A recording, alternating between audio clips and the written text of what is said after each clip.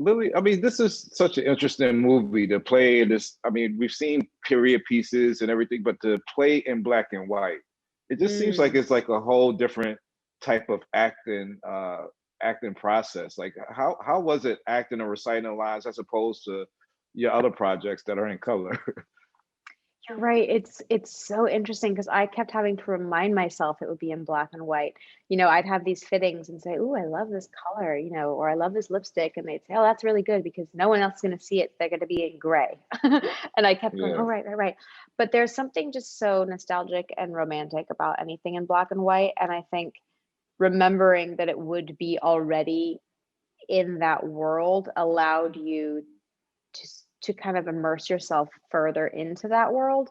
And we would have these moments on set, especially with Gary and I in profile, where they would just fade in and then bring back out the light, and you that would happen in the moment. And so it's those aha moments that would happen. You go, oh, that's right, this is the yeah, period, this is gonna, and so it really helps you hone in and focus in on that.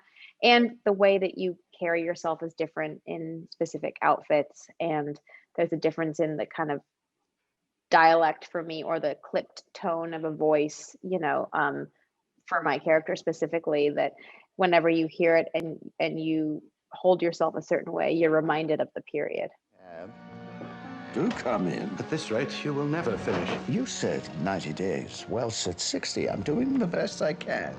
I've put up with your suicidal drinking, your compulsive gambling, your silly platonic affairs. You owe me, Herman. Who do you think you are? You're nothing but a court jester. right.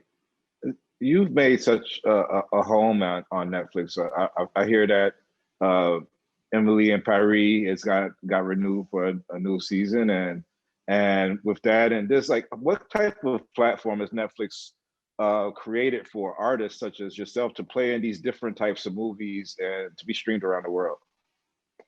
Yeah, I'm so grateful for Netflix, honestly, because not only right now are we able to kind of soak in and digest all of this material in a way that we wouldn't be able to being at home, but um, I've done a lot of things with Netflix now. They bought a couple of films that I've been at festivals that probably wouldn't have had as huge of an audience, or even the subject matter would be shied away from, like a movie To the Bone that deals with important but sometimes difficult subject matter to talk about. And then they do amazing documentaries, all the way to something that's fun and bright like Emily in Paris, to something super cinematic like Mank.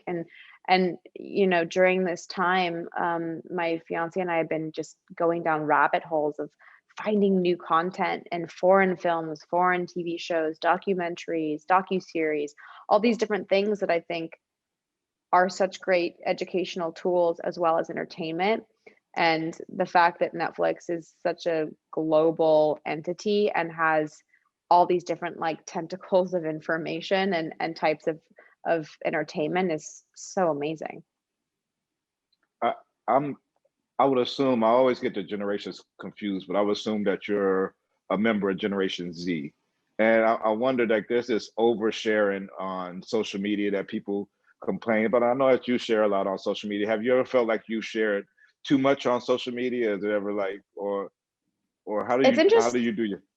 Yeah, no, that's interesting. I was at the beginning when social media was first the big thing, like Instagram had just come out. I was very like anti, because I love the mystery surrounding old Hollywood movie stars, and I want privacy, but at the same time I am someone who's just very open and social and loves to connect with people. And I think that there's that fine line to toe, and that's trial and error. And I think I do think before I do that and post or share something. So I don't think I have any regrets, but it is kind of that balance of, okay, even if I want to share something, like, why do I want to share it? And maybe this is something more for me. So I think that there is that fine line. I mean, I've definitely seen posts where I'm like, that's TMI.